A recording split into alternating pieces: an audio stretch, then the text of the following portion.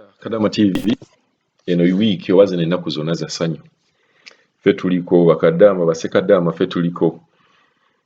Kansooke ntumireko Embase, like muli emunyiga biwundu. Ntumirako ku Douglas Villas. Kirabika ekizimbe mukitunuulidde nakyo kye batunuulidde. Twabagamba buli kibimba kikola kikikka. Tutandise waliwo voice note ezitandise okuyitingana, ng'era mwogera mwegonza. President tanayogera, ngenda kubeera nga nazo nziplayinga awo mu maaso, naye olwaleero njagala kuleeta amaloboozi g'Abakadaama gokka nga boogera ku nsonga eno eya Kalantini n'essanyu lye balimu, naye nga tweyongedde okutumira abantu ba Embase, abantu ba Douglas Villas, abantu ba association eza Oman. Waliwo omukazi awo gwe bagamba abadde mukyamu nnyo, mukambwe nnyo, bw'omugamba okuddamu nga towandiiseeko Douglas Villas talina kintu kyonna kyakuddamu. So naawe beera bulungi, naye nga mumanye nga bagamba what goes around comes around.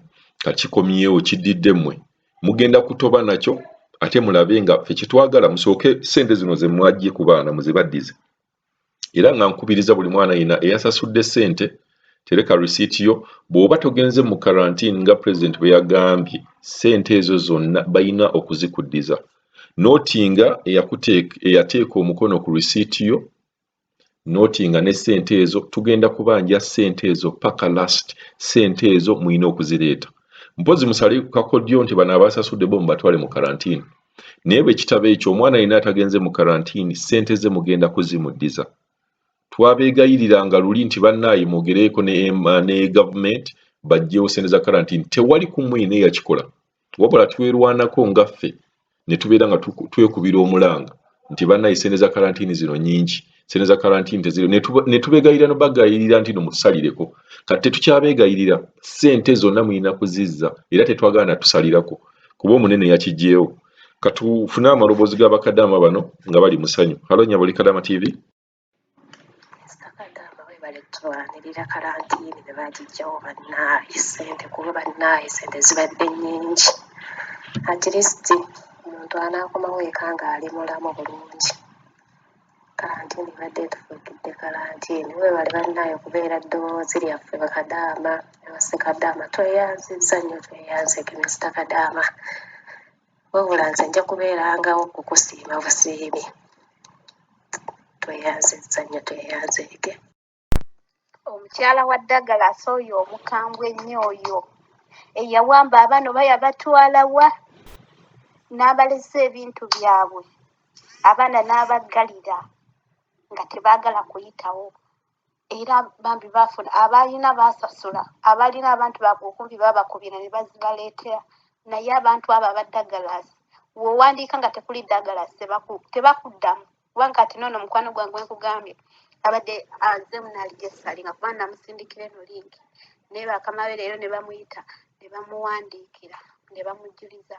Kati paka we bafunye oyo omukulu Godfrey n'abagamba teriiyo Kalantini, simanyi alinde ngalumu ennyonyi y'omaani wegenda okukola ki okuvaayo. Naye omukazi w'eddegalasi oyo yannuma okuggyako sisa wange ssente, ate nga yava eno nga waddeko ekitundu, yatuuka eri ne bagamba nti bagenda kuziwa. Naye era ne babajja abaana oba babateeka amaziga gaabo abaana nagamba bagenda bakaaba ne babalesa ebintu byabwe. Mukama ajja banunula, naye nabo twagala balabe, twagala batulabe.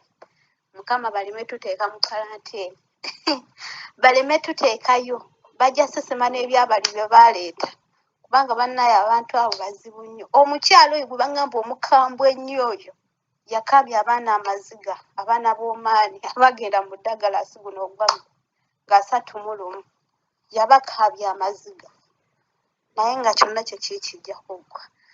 Tetubalinze esitule nga 26 bulijjo kye twagala tukaaba okulindirira. Musajja n'agamba waaba tazirina za Kalantini tayingira, temutawaana nagenda kusasula, temutawaana mubireke. Ndooza kati Mukama era awulidde essaala zaffe naye nga kijja kuggwa. Assalamu alaikum warahmatullahi wabarakatuh. Mr. Rashid gyebaliko, gyebalire ddala gy'okola. Soka kweyanza mukwano, webale nnyo tulabirira, webale tubeererawo, webale tuwa advice, webale tulwanirira. Mukama akuwa ebisingawo gwe ne family yo ne bazzukulu no ne babazzukulu abazzukulu. Kati kino ekyegonda nsanyuse nnyo okuwulira nti President waffe ataddewo has released such a speech. Kagamba tuli basanyufu nnyo kubanga era nga bw'okimanyi nti si kipya esente zino tuzikolerera mu bulumi. Naye essaawa ne ba embassy nabo should test their own medicine kubanga zo tugenda zibanja n'amaanyi amangi kubanga nze mbadde naziwaayo. Era nva kugamba mukama wange mutabani we agenda azinone n'abagambi be sente bagende bazinone era ndooza bwanaaviira ku mulimu ajja kuyitirayo. Naye tweyanzeege ku byonna by'otukoledde. Nze siina bingi naye nkusabira Allah akuteeremu obwangu mu mirimu gyo ate akuweemu baraka ezisingawo ku ebyo by'okola kubanga by'otukolera binene nnyo ku muntu wa bulijjo n'ofuna akulwanirira n'ofuna omuntu n'abeera eddoboozi lyo n'asobola okwogerera n'ofuna obuyambi n'otaasibwa embeera n'eddawo n'otereera kiba kinene nnyo ku kye tuli. So neeyanzeege naye bannange kuba embassy kyo your message is muswadde kubanga this cause it was unnecessary otuteeka ku quarantine unless nga bwe kibadde nti some of them did not go for the COVID test. Naye bw'oba nti omuntu aba ayina COVID test results siraba lwaki ate bamuteeka ku quarantine. That means gy'avudde mulamu bulungi. Hello, Mr. Kagama TV, bannange. Nze Annette from Saudi Arabia. Bannange Mr. Kagama weebale nnyo weebale ddala bulijjo nsirisi naye nga nkugoberera. Weebale kutulwanirira mpulira nga essanyu linzita. Bannange weebale tulwanirira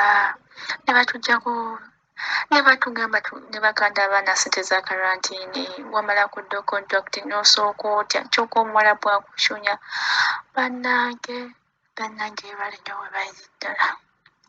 Pulezidenti atuyambe kati tulina we twesigamidde abo ababba ku baana ssente bazibawe abaasiba baana ssente za karantini bazibawe baali bamanyi tekiriggwa. Bannange tugumye nga tugumidde Saudi bannange. Tulina abasanyufu katudde n'okudda bannange ng'ogamba ye maama mpitewa awo mugwa mutandikirawo mu gwokubiri gwokusatu tulimanyi no baali baggalawo dda ng'eyo Uganda tebinnaba Uganda byatuuka mu gwokusatu ate ffe nga baali batandika dda otuggalawo. Omuwala bwe n'alyoka acunya gwe si gwali mu last year. Maama naye nga bambi weebale nnyo weebale ddala. Allah akuddizeewo byonna, Mukama akuddizeewo byonna, akuume famire yo naawe akuume era tukwetaaza buwangaazi. Tukoowa kulwanirira baana tulwanirire nga bwe kisoboka. Ya Mukama yajja okusasula mukwano. Tukusabira buwangaazi na mikisa buli kyokwatako kiraba omukisa. Bannaaye baayi beera ne olweggulo obulungi. Yo message esoose ngiweereza nga sinagendako ku Kadaama TV naye abaana ba Oman abasinga enamba yonna kumpi bonna bagenda ssente za kalantini twasasudde. Kati tetumanyi naye nze ekigambyeko mukama wange wano ne bakubira ab'embasa ya Oman ne bakibagamba nti kituufu. Kati ne bagamba kabalabe oba banazza ssente ne basigaza ssente zaki za tiketi kubanga nabo ssente ezo za kalantini babadde bakusaza ezange ez'omwezi mulamba nga zibangeddeko butono ne bagula kuki basasula kalantini. Kati simanyi nti bagenda tuddiza ssente oba singa tiketi nejja ng'eriko kalantini ab'Uganda bagenda tuteekawa oba tuddizibwa tutya ssente zaffe zigenda kufiirayo oba kintu no kikyetaaga okutangazaamu ku zino ennaku ezisigadde. Kuba abaana bonna mpulira b'omaanyi be basinze okulaajana ab'omaanyi kubanga omaanyi eno baateekawo etteeka teri kusalira tiketi nga tonasasula kalantini. Kati awo kalantini bamusasula tiketi bazisasudde ate pulezidenti akoze eki abiweze. Kati ssente zaffe tuzifunye tutya kyekyetaagisa nti ssente zaffe kubanga abamu twetaaga ssente tulina okugenda covid wa mitwalo 4 teekako ezo 85 bwe kifiirayo tuba tetufuna miliyoni namba mu bintu ebitalina mutwe n'amagulu. Bakadaama TV webale kutuweereza tusanyuse nnyo empeerezaayo mukwano tusanyuse nnyo ssebo bannange amawulire amalungi nze bwe nawulira ssente za kalantini $85 nze puresha yankwata ekiro nasula nga seebase ndowooza ssente za kalantini ewu tunaazijja eno tukolera ssente ntono ate ssente tuzifunira mu bulumi. Kati ndabyewo amawulire abaana babaddize ssente zaabwe ssente zino tuzifunira mu bulumi. Omuntu e Uganda babadde batusaba ssente za kalantini $85 omuntu e Uganda okwata $85 omulundi gwe gumu mu mwezi gumu 85 ez'e Uganda ozijjawa. Tubadde tulina abaana bituweerera tubadde tulina abantu abitulabirira kyokka ne batuweera $85. Abaana babaddize ssente zaabwe tusanyuse nnyo era webale kutufaako twebaza nnyo empeerezaayo ate nga totumanyi nako wabula musajja gwe tukwebaza nnyo. Nze bwe nawulira ssente za kalantini puresha yankuba ningamba mukama nembeera nkigoberera mpolampola nindaba nti bazireseewo abasajja n'obagamba nti kijja kuggwa ne babula okukkiriza teri kitaggwa nazo zaavuddewo ne kalantini neevaako twebaza nnyo. Yeewale Mr. Bakadaama kansulenti oli bulungi bane mukama wa buyinza webale kutulwanirako ku lutalo lwa kubeera nga baggulawo ekisaawe bakyogudde ne kalantini neevaawo. Bane mukama tetumanyi mukama kikyagenda kusasula wabula ye yasinga okumanya kusasula ekyo kyonna kiweetaaga banaayo. Naye bambi mwebale kulwana lutalo olutalo olulwanyi abaana bagenda kudda eka. Pozi n'ekya Mr. Bakadaama kye mbadde njagala okumanyaako waliwo ennyonyi ebadde eyina okuva e Saudi nga 24 ne bagyongerayo nga 28. Mbadde njagala kumanyaako ku ekyo mukama wange. Mbuuziza Mr. Bakadaama TV mbuuziza ono yajeri ne mugamba kati ffe abasasudde ssente za kalantini nga pulezidenti waffe yagambye teri kalantini bw'oba nga covid test eri negative. Ezo message zampadde mbu tebayindisayo nti balina kyakola okuleka nga bafunye oba Museveni yalina obbakubira naye bannanga abantu bano naye nga mubutuufu okwata ssente neno n'oziwaayo si lwakwagala nti oyina naye obulumi bw'owulira. Sisuubira nti ssente zaffe zino bagenda zituwa. Sisuubira.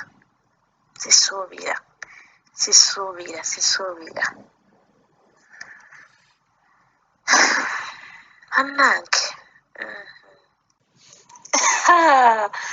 wabula bannaye Mr. Bakadaama okudadde mbawuliza kano kaolyo ke wakateekayo kati tibuli ekibimba kikka wabula basse babebi bakakkane abaana bonna babaddize ssente zaabwe bazibaddize bannaaye ate bo basse bubi maama nnyabo nga tuwonye ebisajja bya embase banne nga tubiwonye n'obikubira ne byeraga n'obikubira tebikwata n'osindika message bannaye n'okaba ne message n'ofiira ku ssimu nga tewali. Nze bannaye nalwanirira muganda wange nga njagala ddeyo ewaffe bannaye nga tebikwata ssimu tebikuddamu naye kusindikayo ka message kati nonza nabagezesa n'obubagezesa nasindikanga message nga tebaziddamu naye nabuuza bubuuza nti sente tuzirina kati eza Kalantini tukoze tutya kuba temuddamu message zaffe maama nnyabo bayanguwa okuddamu ne mmala ne mbigamba muli bisiru nnyo temutegeera wekuba kusiranira mbawalabu katusirane naye tetugenda sasula Kalantini ne mbabuuza n'obabuuza nga tuludde nga tusindika message temuziddamu eyo sente gye musobodde okutegeera oba okulabirawo essaawa eyo nazisindika na message 2 eya sente za Kalantini n'eya muto wange n'ebigaana ebisiru ebyo byolaba sibimanyi nabimanya naye bijja kufa bubi kati yesaawa bakakkane era kyobagambe bagambe bagende balundiremu sinankoko bagende balundiremu embizi ze baba balundiramu nabo bennyini beerundiremu beba tebalina zimala bannayo omuntu alabe omuntu abonyebonya n'abantu abo neera nga booga nti buli ekitandika kibaako enkomerero yaakyo babebe biwedde bwe bityo bakakkane batuule bamanye nti tewali sente za Kalantini n'abaana babaddize sente zaabwe tuli bakoowu bannaye abasajja abo siina gwe mmanyi feesi zaabwe naye ate seetaaga nabbamanya seetaaga mwami Kadaama weebale tulwanira weebale tufaako weebale bane buli kimu weebale bannaye singa mbadde na myaka gifumbirwa nandikufumbiddwa